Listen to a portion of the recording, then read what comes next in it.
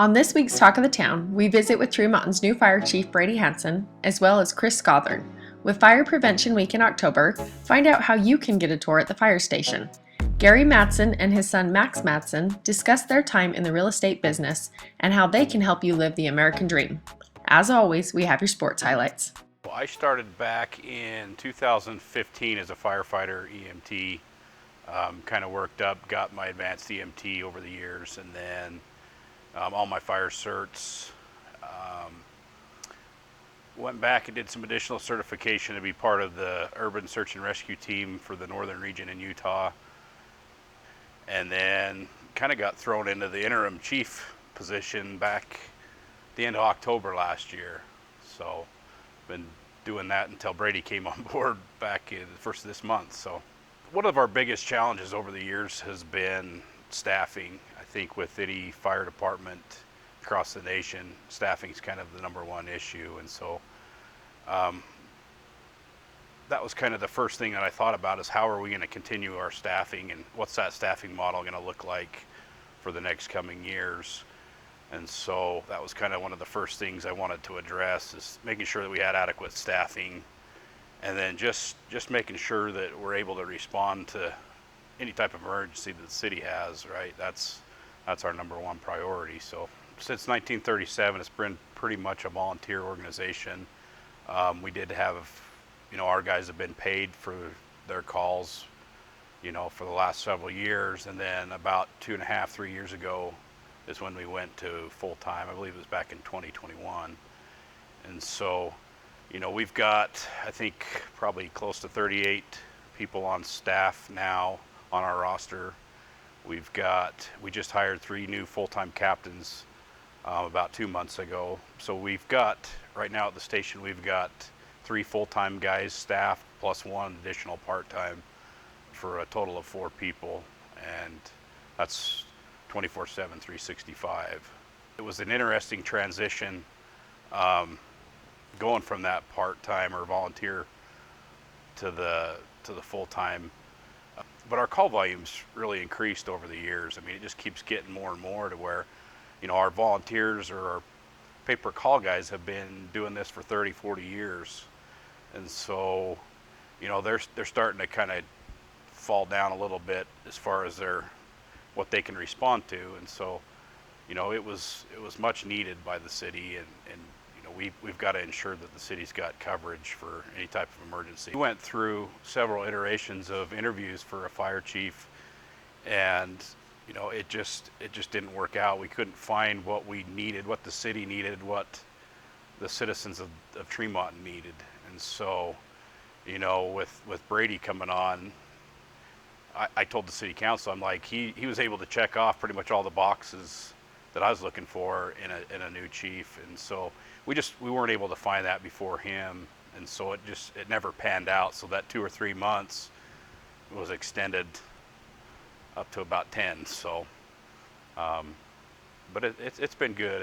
This is what the city needs. I think Brady coming on is going to be the guy for the job for sure. He's worked a lot with full-time departments, but he's also got the experience with the paid per call and the volunteers coming from where he's been before. So he kind of understands the dynamics of what we do here and how we function. It's still going to be a pretty good transition for him, as the dynamics are a little bit different, but I think he's picking it up pretty well. And I think our guys have been really supportive of that, knowing his background, knowing his qualifications and his expertise. I think it makes that transition easier, and our guys are supporting him 100%. So, we kind of told him when he came in, we're not going to let you fail. So we're doing our part to make sure he's caught up to speed. We're excited to have Brady here. We look forward to working with him and seeing where he takes us the next couple years. And, we just want to make sure that we're pushing the department forward, that we're not going backwards. And I think he's the right guy to do that. So. My name is Brady Hansen. I am currently from Smithfield, Utah, and I heard about the job from the previous chief that called me. Robert called me and said, "Hey, you should look into this job. They're having a hard time finding a chief. And so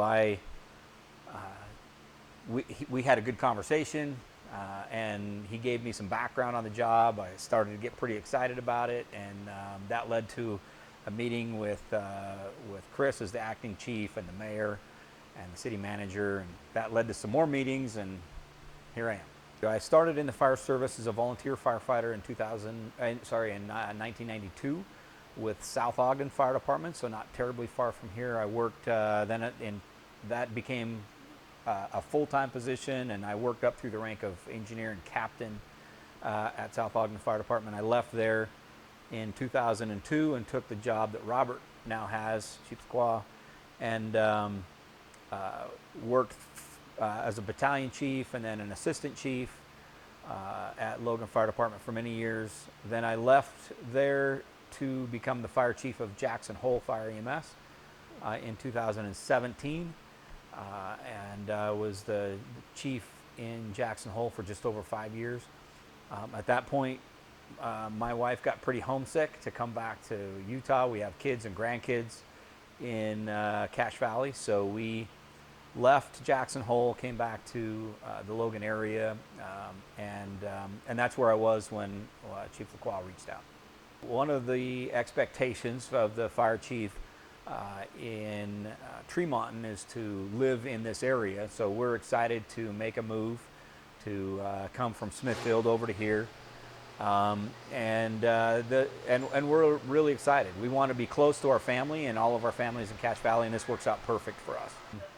I wasn't necessarily looking, but once the opportunity came up, both, my wife and I, our family, were super excited to stay in the fire service, to be involved in this part of the community.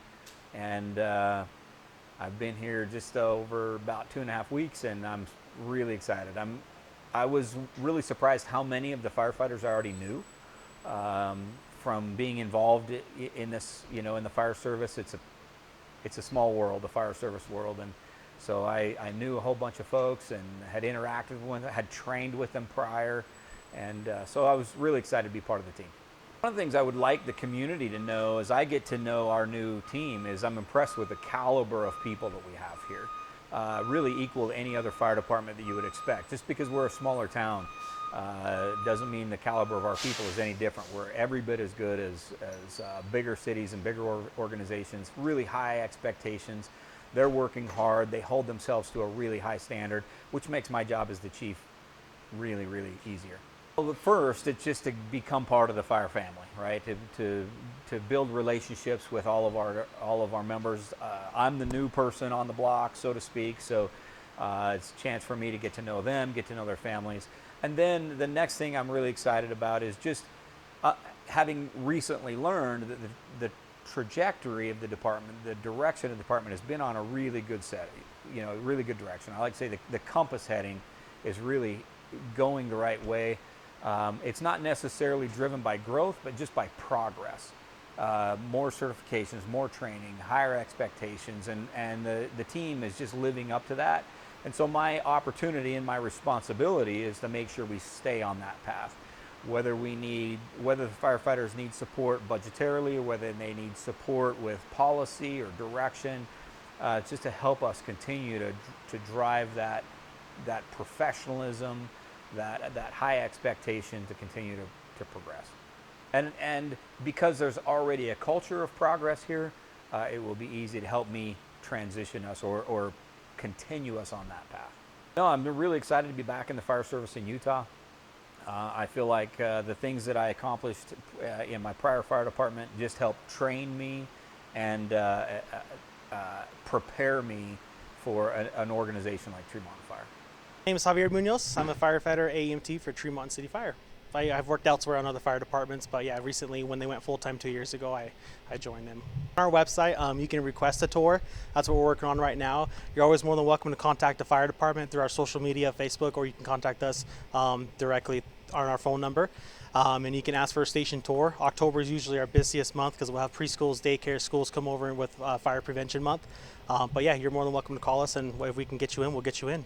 It's always good to know. I love having kids here and then being able to see what we do on a daily basis, even adults. I mean, everybody knows we're here, but they don't really know what we do. So it's always nice to give them a tour, to kind of show them what we have to offer, kind of who we are. I mean, I love getting to know who we serve, and I want them to get to know the people that they get served on.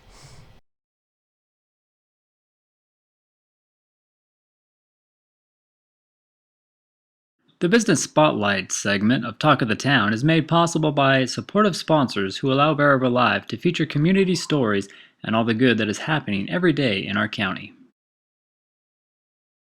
I've been in this business about 21 and a half years now, and started by buying my own real estate. One of the things that I did right off the bat is I jumped in full-time. I didn't try to do this part-time. I started full-time and kind of jumped into the deep end of the pool and didn't really have any other choice but to survive and to thrive if I wanted to do it. After several years, I then got my broker's license. I then moved up to Brigham City, and I started working for Coldwell Banker in Brigham City. Eventually, I came up to Tremonton. And Bev Thompson, who's a great agent, she ran this Coldwell Banker office for years and years. She had expressed a desire to maybe sell the brokerage out, and so I decided I would come up and take over. And I brought the brokerage for her in about 2011. For the last 11, 12 years now, I've been the broker here in Tremont, and have expanded. I bought the building, I've remodeled the building, and I've recruited a lot of great agents to work for me. A lot of fantastic agents, quite a few of them work full-time in the business. There's a few that do it part-time as well. But we have a great team that does a great job in representing their clients. We have some that really specialize in land transactions. We have some that do a lot of new construction, and we have a lot that do just existing homes. So we have a full variety of the type of agents here in our office that can help. I'd like to promote our office, but I want to make sure that it's not just about myself, Gary Madsen. I want to try to help promote all the agents that work here at Coldwell Banker, Realtors. And so I'm trying to do more marketing that involves the whole office and not just about me and what I'm doing. I'm doing a lot of development and new construction and subdivisions now. And so I have a lot of agents in this office that do other types of transactions that I still do, but not as much of anymore. My son, Max, has always had the personality where he gets along great with people, and he knows people. He's not afraid to talk to people, which is kind of a real key in this business. Max went on a mission for our church for a couple years, and when he came back, he expressed an interest in maybe getting his real estate license, so I encouraged him to do that. For about the last year and a half, he's been working alongside me. It's been fantastic. We've been able to co-list some things, and that's great for him because it gives him the experience with me, the broker, and his dad sitting next to him, helping him and learning the ropes. It's also been great for me. Frankly, it's been nice to have someone that I can have help do some of the tasks that need to be done, and some things he's actually better at than I am. It's been a good thing to have both of us as a team. You kind of get the energy and the excitement of a brand new agent, but with the experience of someone that's been doing it for a long time. Before my mission, I never thought I would be doing real estate or anything like that. And I don't know what it was. I was on my mission. I saw how successful my mom and dad were. And I was like, I think it would be dumb not to at least try it. Getting started is the hardest part, but my dad mentioned something when he had started his real estate career. He decided, this is going to be my full-time job. I'm just going to go in full steam ahead. And we sat down and talked when I first started, because I was kind of here, kind of there. I was going to school. He sat down with me and he talked to me and said, if you're going to be successful in this business, you have to treat it like a 9-to-5 job. Since that, I have seen a huge difference. And at the first, it was a little difficult because I was like, nothing's happening. I'm young and I still have that mindset of like, I need it right now. But I'm starting to learn that if you put in the work now, you will be, I'll say, blessed with business in the future. Like from January 1st, I set some goals. And I kind of made some plans of how I'm going to boost my business this year. And since that time, I feel like there's been a big change, because I've had I actually read a book. It's called The Game of Work, and it talks about when you play games or play sports, there's always a time limit and a score, and I wanted to give myself that in business. I take this very serious when I'm helping a client, whether I'm trying to help them negotiate the best price when they're purchasing, or I'm trying to help them get the best price when they're selling. I have to take it very serious, and so those things have not changed in the last 21 years. How we go about things has changed a little bit. Like Max says, social media has taken a bigger role in it. But the fundamentals of it really haven't changed. And that is we're tasked with taking care of our clients and helping them negotiate and helping them through a very stressful period in their life, and one that's very rewarding for us when it's all said and done. We really are right at the forefront of the American dream. People are trying to improve their lives by owning real estate, whether that's their home, whether that's maybe farm ground so that they can continue on the way they've been raised and they want to start their own farms.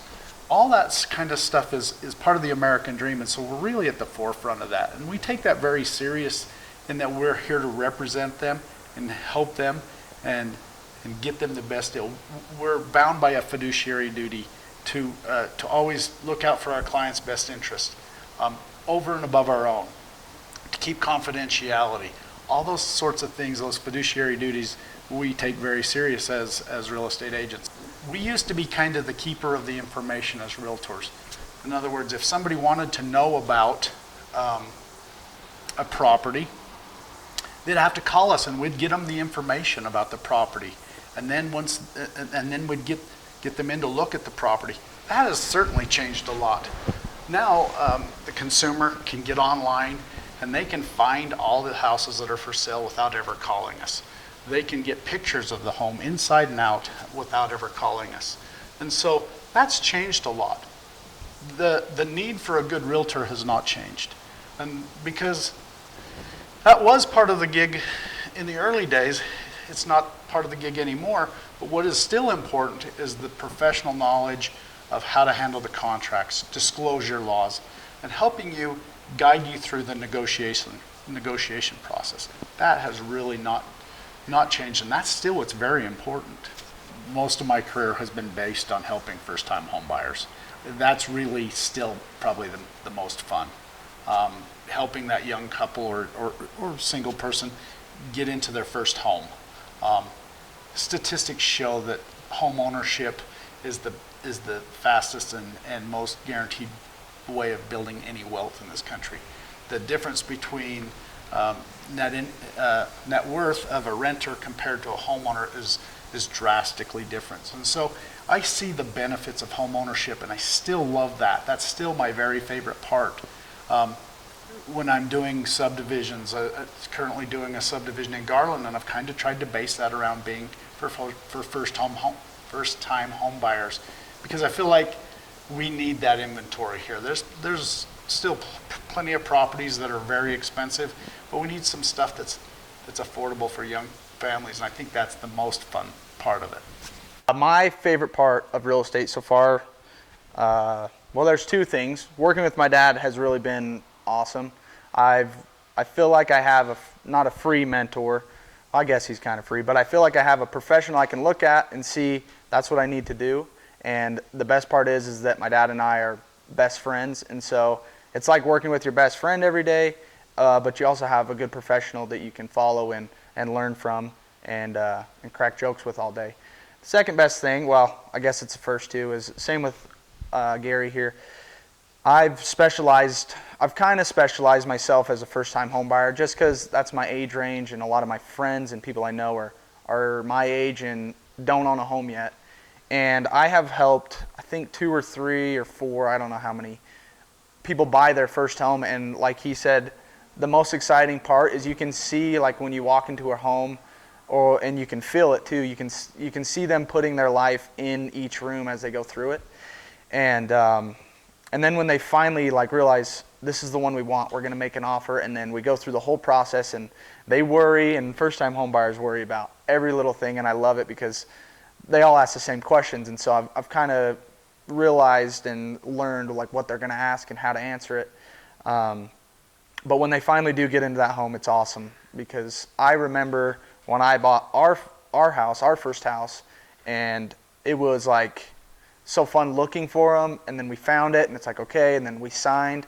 When we first did move in and got settled in, it was like I'm living the American dream, like Gary had talked about. And now, like, I'm so grateful every day when I go home, because I even have a dog that runs in the yard. It's like, it's that picture perfect American dream that you think of.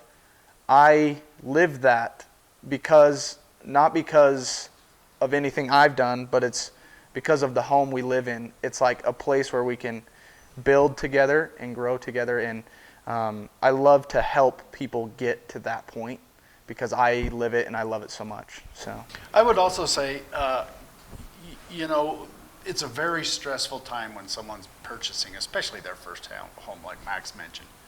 When they have lots of questions, and you know, most people buy and sell a home 3 or 4 times in their lifetime, and we do it every day. And so we understand, and we can help calm the nerves of the buyers and sellers when things get stressful, and sometimes they do. But our goal really is to make it as stress-free and as calm a process as possible, even though there's always issues that come up with inspections and disclosures and those types of things. Our goal is really to try to smooth that out and make it go as smooth as possible. I wanted something on my profile, or something that someone could see to like get an idea of who I am and what I do for a living, and how it's going to be like when we work together. And I wanted something professionally done so people would watch it, but I also wanted it to be my own personality and feel like we're already friends. So Gary is actually a co-star. He was the supporting role in that video. He was, yeah. You'll have to go watch it. It's on my Facebook profile, Mad Max Realtor. Welcome to the land of opportunity, Northern Utah.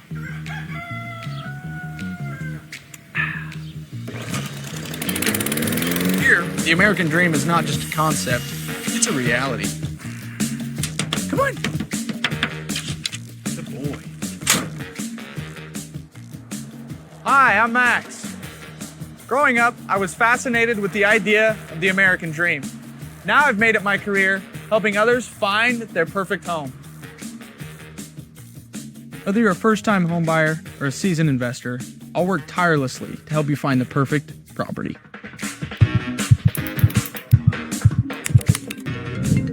Yes, Miss Johnson, I think I found the perfect place for you and your 12 kids. No, Timmy's not gonna be allergic to the dirt. I'm holding it right now. Buying a home can be stressful, from inspections to appraisals and dealing with contractors. But here at Coldwell Banker, we like to make the process as smooth as possible, like spreading warm butter on warm toast.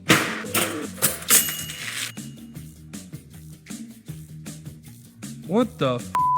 Working with Max was great. It was fun and he made it easy. The only thing that was kind of weird is he gave us toast. The hell is that all about? I don't know.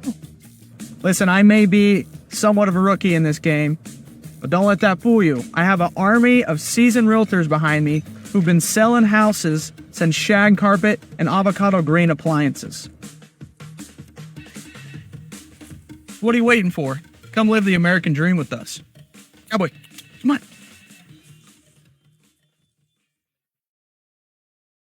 Bear River High School's Athlete of the Week is brought to you by Pizza Plus. Congrats to these athletes for their efforts on and off the field.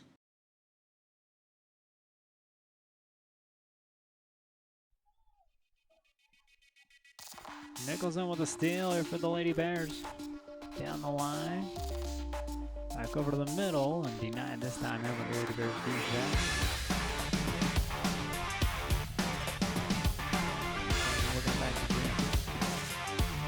There's a shot and another nice block here by Robinson. Into the middle. Winner with a long kick and another stop here by Emily Robinson. Finish short this one at Sadler. With a shot here to the middle. And a clear out here by the Lady Bears. Good block here by Butwin. Another good block here by Anderson. Again, runs it over to the far side. Anderson has against the deck. Able to quickly pop back up though. Here's a shot. And Emily Robinson. Egley, what a save. Popped up and over. Bears able to get it up. Serve. Nice hit. Tip over.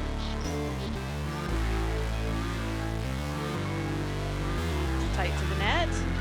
Ends up on the Bears side, and good play. They started early, and so my brain's not quite ready. Still trying to catch up. Hey, look at that one. Yes, it's her aces, and you can see why. Good up by Kapner. Nice hard hit.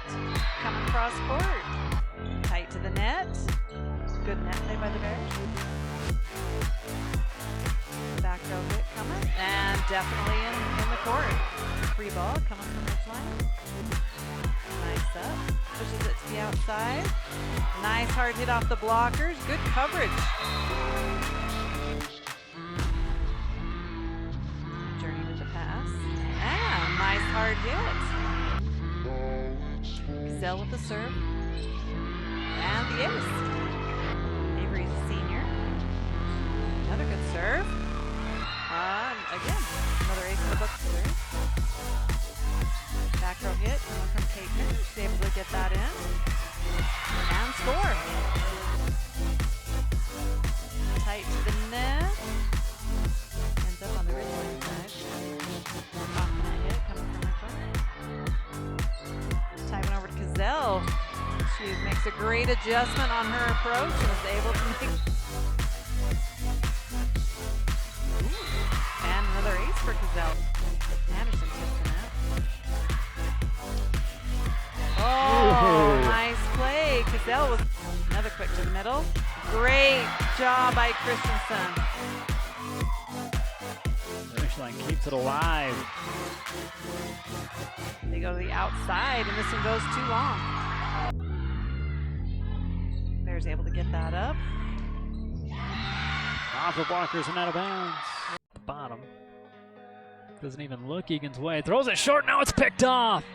Tyson Breger ends up with his third interception after only 2 wideouts now here at the bottom.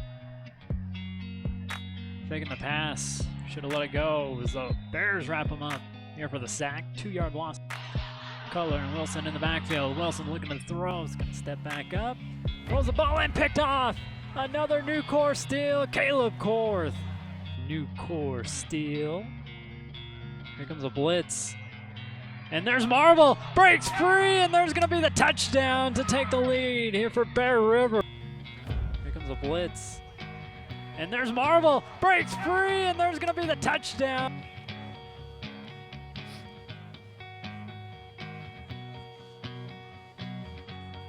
Like that. Wasn't as open. Oh, and an onside kick. Pops this one up, and Breaker's right there to get it. Tiptoes on the lines. Everybody line out there to the far side. Wilson breaks free of his blocker. Jason Wilson down, and the Bears top it up. And seeing a new core steal again.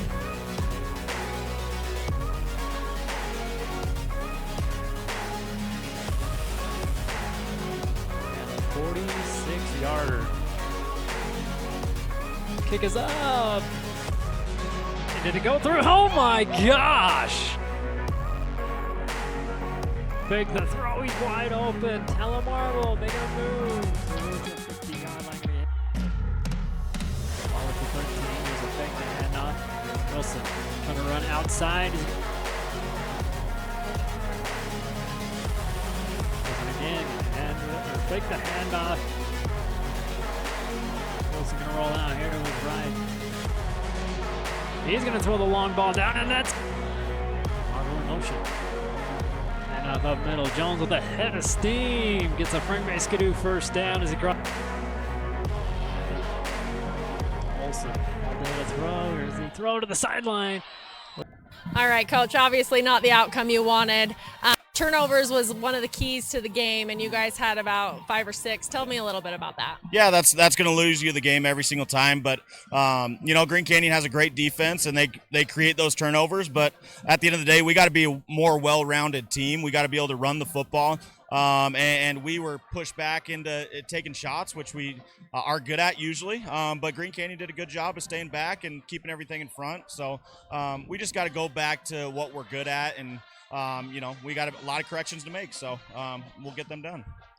So you guys had a really strong start, and things kind of changed in the second half. Do you feel it was a little letdown on your guys' side, or just the Green Canyon came alive? No, I think our defense did a great job. Obviously, that last drive, we're tired.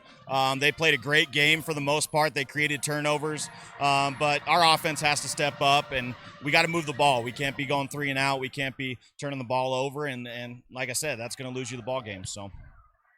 And there was some really good things to take away from today. How do you feel those things will help you in next week's game? I think we'll be fine. We'll be fine. We got good leaders. We got good seniors. We're going to regroup and, again, get back to what we're good at, get back to the basics, and have a great week of practice and be ready for Mountain Crest. So.